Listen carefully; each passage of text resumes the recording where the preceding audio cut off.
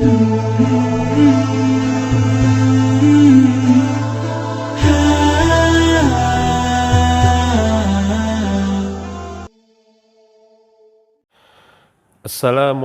warahmatullahi wabarakatuh.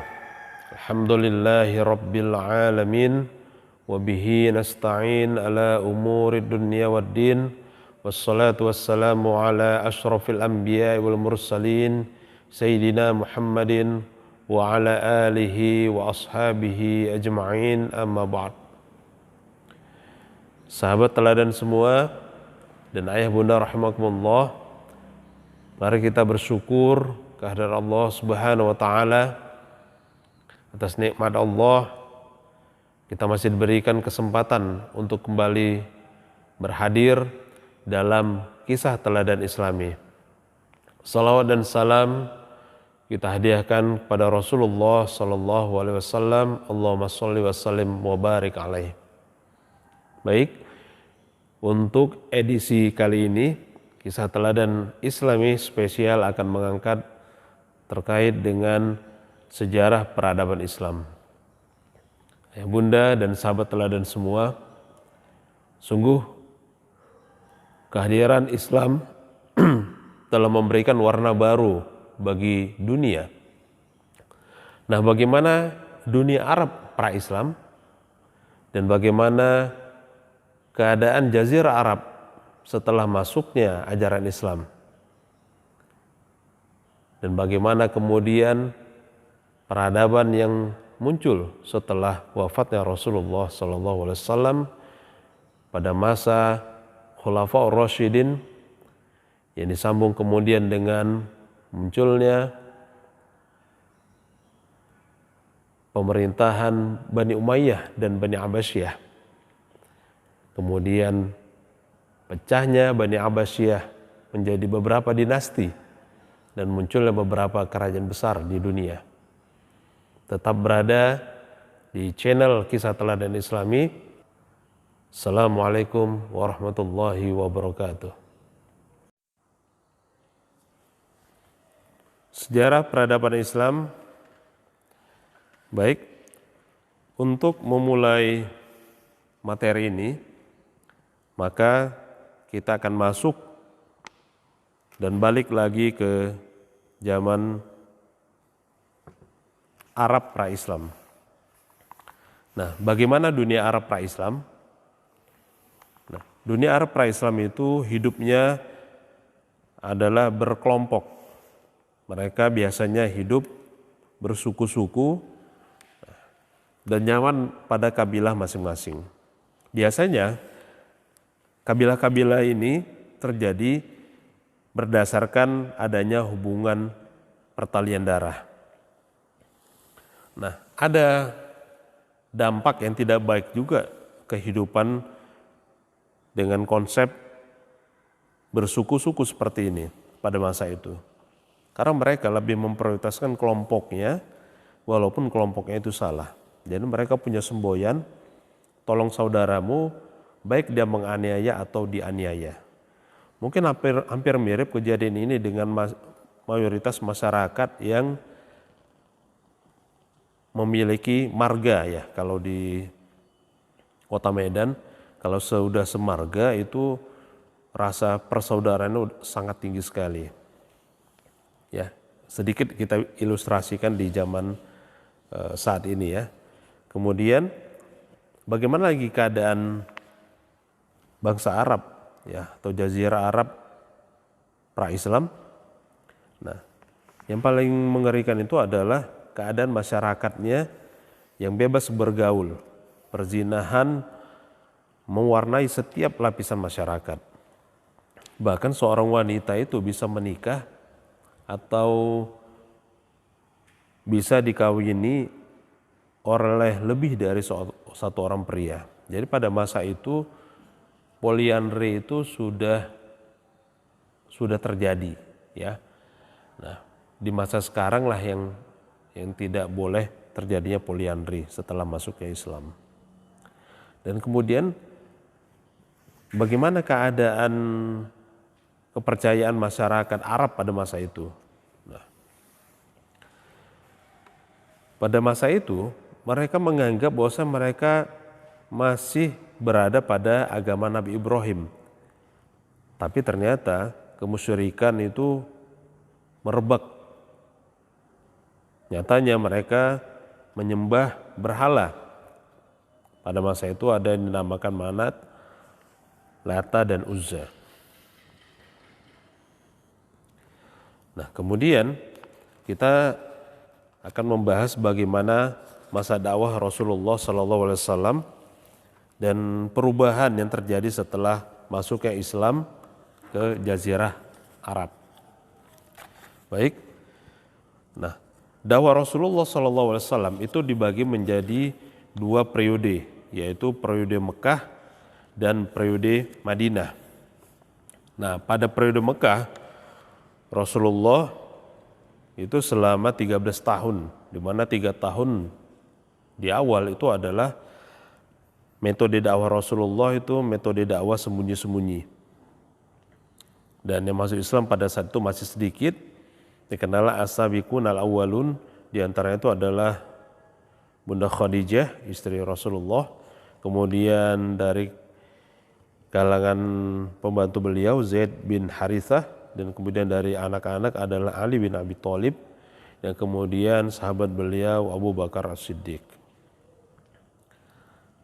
Baru setelah 3 tahun berdakwah sembunyi-sembunyi, Rasulullah mulai berdakwah terang-terangan.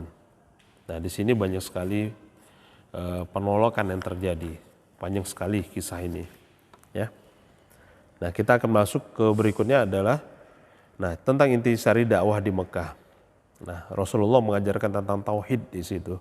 Nah, itu yang paling utama, mengenalkan Islam dengan sebenarnya ajaran Islam, memperkokoh keimanan. Dan kemudian periode berikutnya adalah periode Madinah. Ya, Rasulullah pada periode dakwah di Madinah itu ada 10 tahun. Apa yang dilakukan Rasulullah SAW pada masa dakwah di Madinah? Yang dilakukan Rasulullah pertama sekali adalah membangun masjid. Bukan hanya tempat untuk beribadah, tapi masjid juga dijadikan sebagai sentral pusat kegiatan umat Islam pada masa itu, dan juga tempat orang-orang muhajirin yang tidak memiliki tempat tinggal karena mereka sudah hijrah ke Madinah. Dan kemudian gebrakan yang luar biasa yang dilakukan Rasulullah pada masa dakwah di Madinah adalah mempersatukan atau mempersaudarakan antara kaum muhajirin dan ansor.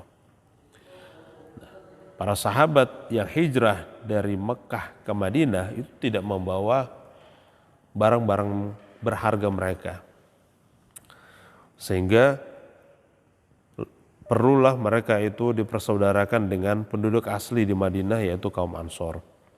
Inilah dua hal besar yang dilakukan oleh Rasulullah SAW pada masa dakwah di Madinah selama 10 tahun. Nah, kemudian lanjut berikutnya adalah masa Khulafaur Rasyidin.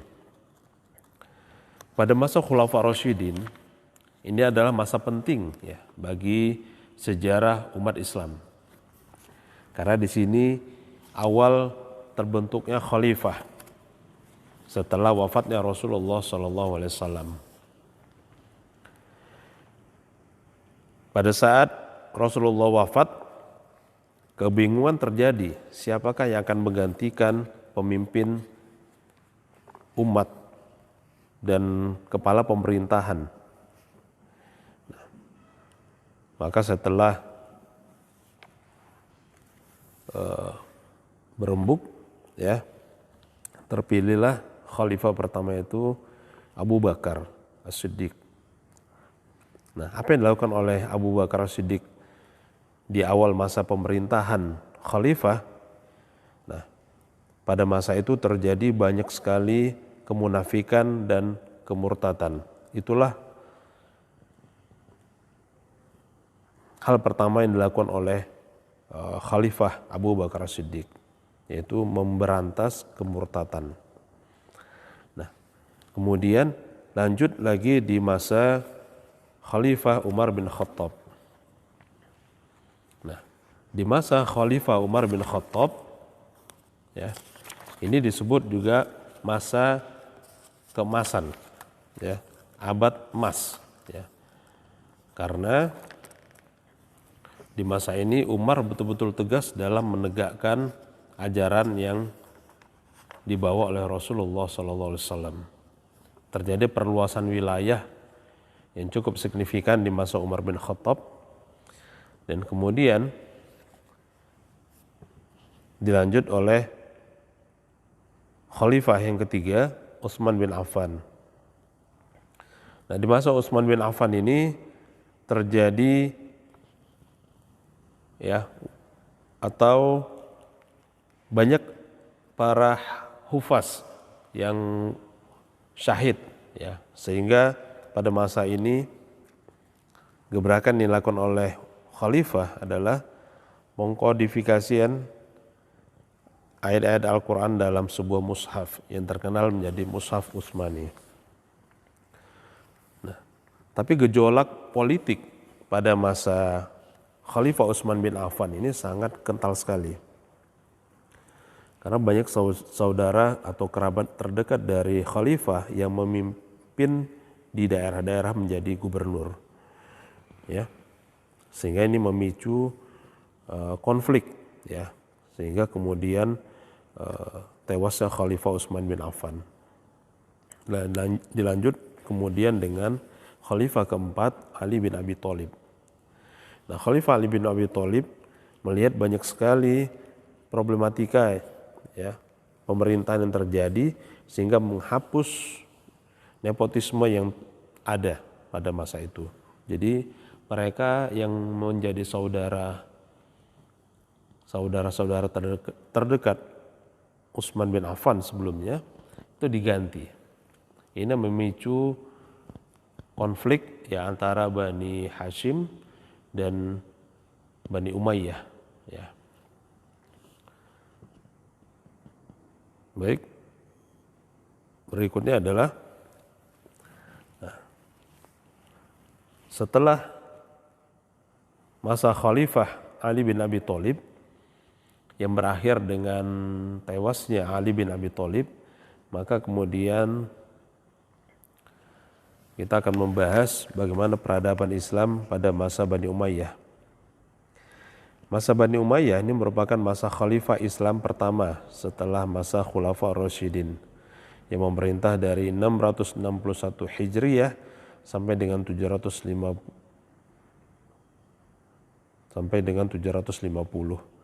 di Jazirah Arab dan sekitarnya. Pada masa Bani Umayyah ini memiliki catatan yang gemilang, ya, karena berhasilnya ekspansi, ya, ke beberapa daerah baik di Timur Barat, dan kekuasaan Islam pada masa itu sangat luas sekali. Nah, tapi di akhir, ya, masa tertentu terjadi kemunduran Bani Umayyah setelah pengangkatan Yazid bin Abdul Malik. Tepatnya itu sepeninggalnya Umar bin Abdul Aziz. Apa yang terjadi? Ternyata Yazid bin Abdul Aziz pada saat itu cenderung pada kemewahan, suka berfoya-foya, sehingga kurang memperhatikan kehidupan rakyat. Inilah awal pecahnya dinasti Bani Umayyah. Nah, kemudian kita akan bahas peradaban Islam di Spanyol. Nah, Spanyol diduduki umat Islam pada zaman Khalifah Al-Walid rahimahullah, salah seorang khalifah dari Bani Umayyah yang berpusat di Damaskus. Umat Islam mencapai kejayaan yang gemilang, terutama dalam hal kemajuan intelektual dalam masa lebih 7 abad kekuasaan Islam di Spanyol. Ya. Nah, bagaimana peradaban Islam di Spanyol? dimulai. Nah, kita akan membahas dulu tentang 3 orang ya yang tidak bisa dilupakan dalam sejarah peradaban Islam di Spanyol, yaitu Tarif ibnu Malik, Tariq bin Ziyad, dan Musa ibnu Nusair. Tarif disebut sebagai perintis dan penyelidik yang menyeberangi selat yang berada di antara Maroko dan benua Eropa dengan satu pasukan perang. 500 orang diantaranya adalah tentara berkuda yang menaiki 4 buah kapal yang disediakan oleh Julian. Nah, sementara Tariq bin Ziyad rahimahullah lebih banyak dikenal sebagai penakluk Spanyol karena pasukannya lebih besar dan hasilnya lebih nyata. Pasukannya terdiri dari sebagian besar suku Barbar yang didukung oleh Musa ibnu Nusair rahimahullah, dan sebagian lagi orang Arab yang dikirim Khalifah Al-Walid rahimahullah. Nah, pasukan itu kemudian menyeberangi selat di bawah pimpinan Tariq ibnu Ziyad rahimahullah, sebuah gunung tempat pertama kali Tariq dan pasukannya mendarat dan menyiapkan pasukannya yang sekarang dikenal dengan nama Jabal Tariq atau Gibraltar. Nah, dengan dikuasai daerah ini maka terbukalah pintu secara luas untuk masuki Spanyol. Dalam pertempuran di suatu tempat yang bernama Bakkah, Raja Roderick dapat dikalahkan. Dari situ Tariq rahimahullah dan pasukannya terus menaklukkan kota-kota penting seperti Cordoba, Granada, dan Toledo. Nah, di antara kemajuan intelektual Spanyol pada masa itu adalah di bidang ilmu filsafat yang mulai dikembangkan pada abad ke-9 Masehi. Nah, atas inisiatif Al-Hakam, karya-karya ilmiah dan filosofis diimpor dari timur dalam jumlah besar, sehingga Cordoba dengan perpustakaan dan universitas-universitasnya mampu menyaingi Baghdad sebagai pusat utama ilmu pengetahuan di dunia Islam pada masa itu. Nah, kemajuan apa lagi kemudian tentang sains. Nah, lahirnya ilmu-ilmu kedokteran, ya musik, matematik, astronomi, kimia. Nah, salah satu adalah Abbas Ibnu Famas yang masyhur dalam ilmu kimia dan astronomi. Kemudian ilmu fikih. Dalam fikih, Spanyol dikenal sebagai penganut mazhab Maliki. Siapakah yang memperkenalkan mazhab ini? Dia adalah Ziyad ibnu Abdurrahman. Perkembangan selanjutnya ditentukan oleh Ibnu Yahya yang menjadi qadhi pada masa Hisham bin Abdurrahman. Kemudian kemajuan intelektual Spanyol lainnya terkait dengan musik dan kesenian. Di bidang musik dan suara, Spanyol mencapai kecemerlangan dengan tokohnya Al-Hasan ibnu Nafi yang dijuluki Zaryab. Setiap kali diselenggarakan pertemuan dan jamuan, Zaryab lah yang selalu tampil mempertunjukkan kebolehannya. Ia juga bisa mengaransemen sebuah lagu. Nah, ilmu yang dimilikinya diturunkannya kepada generasi berikutnya, kepada anak-anaknya, baik itu wanita ataupun pria. Tak terlepas juga kepada budak-budak, sehingga kemasyhurannya terus menyebar luas. Kemudian yang terakhir adalah bahasa dan sastra. Bahasa Arab telah menjadi bahasa administrasi dalam pemerintahan Islam di Spanyol.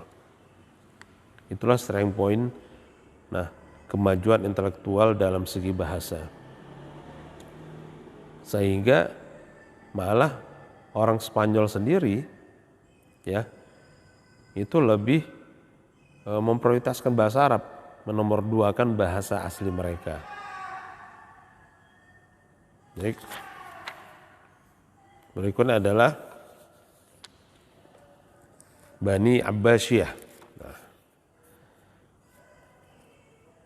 pada masa Bani Abbasiyah, ya,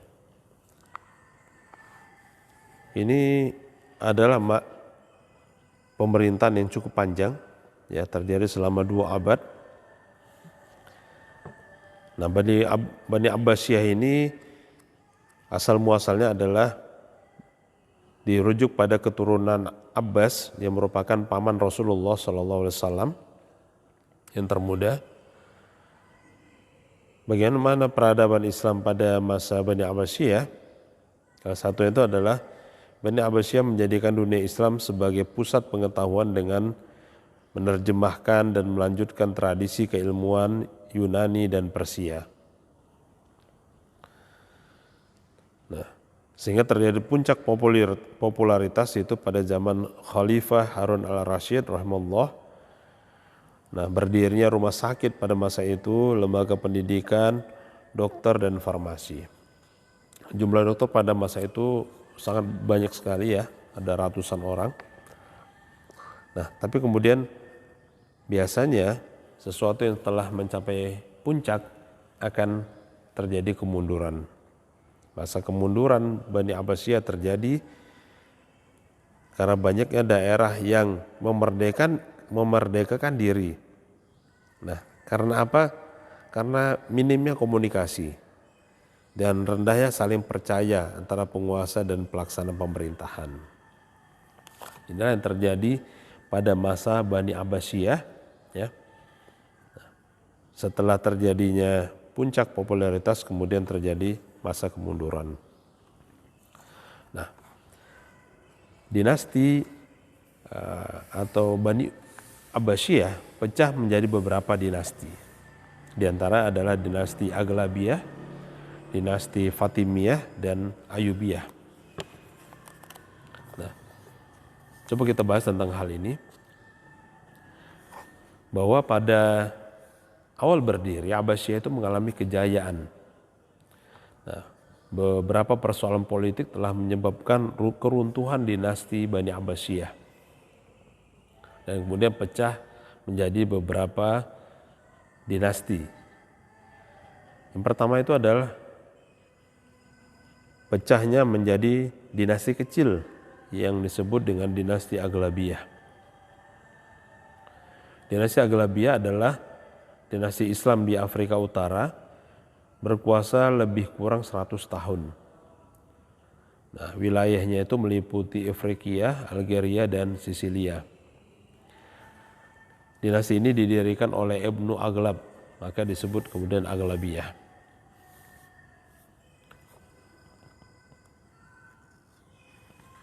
Kemudian apa yang menarik pada dinasti Aghlabiyah yaitu ekspedisi lautnya yang menjelajahi pulau-pulau di Laut Tengah dan pantai-pantai Eropa seperti pantai Italia Selatan, Sardinia, Korsika, dan Alpen. Nah, selanjutnya adalah pecahnya dinasti Abbasiyah menjadi dinasti Fatimiyah. Fatimiyah merupakan dinasti Syiah Ismailiyah yang pendirinya adalah Ubaidillah Al-Mahdi, datang dari Syria ke Afrika Utara, dan ia menisbahkan nasabnya sampai ke Fatimah putri Rasulullah SAW. Karena itulah dinasti ini dinamakan dinasti Fatimiyah. Namun kalangan Sunni menamakannya Ubaidiyun. Konsep yang digunakan adalah Syiah radikal Ismailiyah dengan doktrin-doktrinnya yang berdimensi politik, agama, filsafat, dan sosial, serta para pengikutnya mengharapkan kemunculan Al-Mahdi. Baik. Kemudian dinasti Fatimiyah, setelah dinasti Fatimiyah lahirlah kemudian dinasti Ayyubiyah. Dinasti Ayyubiyah ini merupakan dinasti Sunni didirikan oleh Salahuddin Al-Ayyubi. Ya. Ia mempertahankan lembaga-lembaga ilmiah yang telah didirikan oleh dinasti Fatimiyah. Nah, Tapi ada satu hal ya yang diganti oleh Salahuddin Al-Ayyubi, yaitu mengubah orientasi keagamaannya dari Syiah menjadi Sunni. Nah, inilah peradaban yang terjadi pada masa 3 dinasti pecahan dari dinasti Abbasiyah. Baik, berikutnya perang salib juga terjadi di masa Bani Abbasiyah. Disinilah menangnya Salahuddin Al-Ayyubi yang kemudian diangkat menjadi pemimpin untuk dinasti Al-Ayyubi atau dinasti Ayyubiyah. Nah,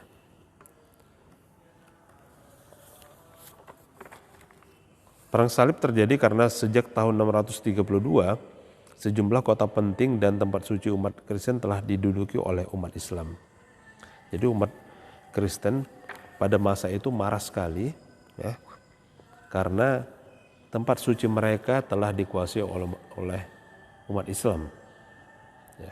Sehingga mereka berperang, dikenal dengan perang salib karena mereka membawa salib ya, sebagai tanda suci peperangan mereka.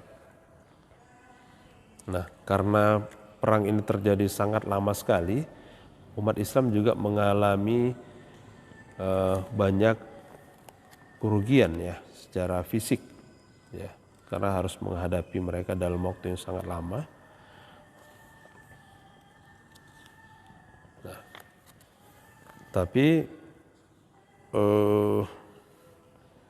ada banyak catatan ya terkait dengan peradaban Islam sebagai dampak dari adanya perang salib, yaitu dampak militer ya, bahwa dunia barat menemukan persenjataan dan teknik perang yang belum pernah mereka temui sebelumnya di negerinya, termasuk juga penggunaan bahan-bahan peledak untuk melontarkan peluru, pertarungan senjata dengan menunggang kuda. Di bidang perindustrian juga mereka menemukan kain tenun dan peralatannya di dunia Islam, kemudian mereka bawa ke negerinya seperti kain muslin, kain satin, dan damas. Kemudian yang lainnya ada sistem pertanian yang sama sekali baru di dunia barat. Mereka temukan di timur Islam seperti model irigasi yang praktis dan jenis tumbuh-tumbuhan dan buah-buahan yang beraneka ragam. Kemudian hubungan perniagaan dengan timur Islam menyebabkan mereka menggunakan mata uang sebagai alat tukar barang. Yang sebelumnya mereka menggunakan sistem barter. Ilmu astronomi juga berkembang pada abad ke-9 di dunia Islam. Telah pula mempengaruhi lahirnya berbagai observatorium di dunia barat. Yang tidak kurang pentingnya adalah bahwa sikap dan kepribadian umat Islam di timur pada waktu itu telah memberikan pengaruh positif terhadap nilai-nilai kemanusiaan di Eropa yang sebelumnya tidak mendapat perhatian. Nah, yang terakhir adalah terbentuknya 3 kerajaan besar, yaitu dinasti Utsmaniyah di Turki, dan kemudian dinasti Safawi di Persia, dan dinasti Mughal di India.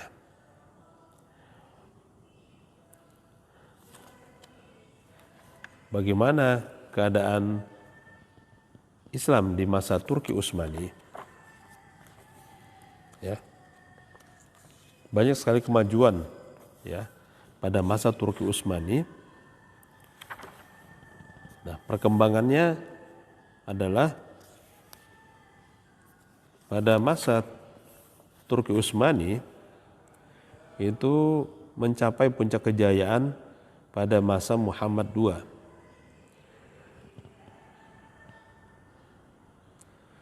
Itu akibat kegigihan dan ketangguhan yang dimiliki oleh para pemimpin dalam mempertahankan Turki Utsmani.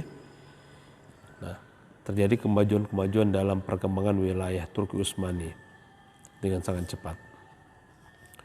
Kemajuan dan perkembangan wilayah kerajaan Utsmani yang luas berlangsung dengan cepat dan diikuti oleh kemajuan bidang-bidang kehidupan lain. Di antara itu bidang kemiliteran dan pemerintahan ilmu pengetahuan dan budaya, bidang keagamaan juga, ya. Kemudian kerajaan besar yang lahir berikutnya adalah dinasti Safawi di Persia.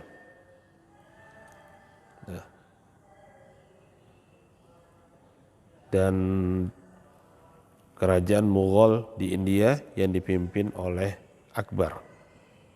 Baik,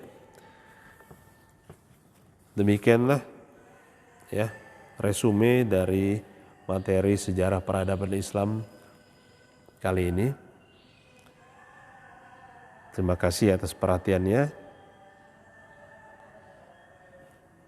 Semoga mampu mendongkrak semangat kita untuk terus mempelajari tentang sejarah peradaban Islam.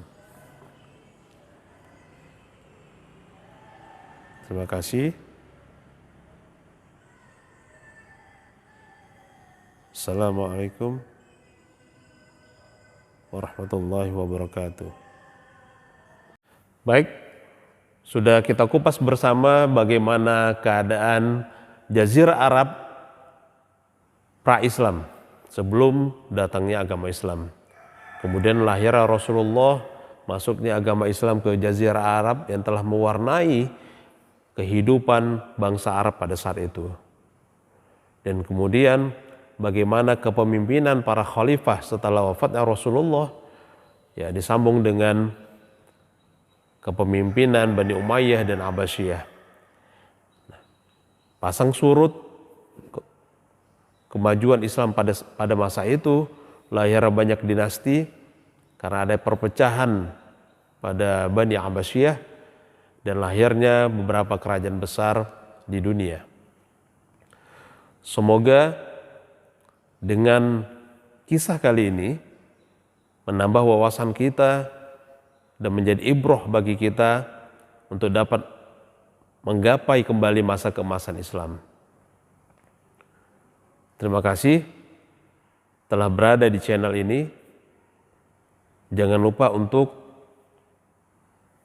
subscribe, like, komen, dan share. Assalamualaikum warahmatullahi wabarakatuh.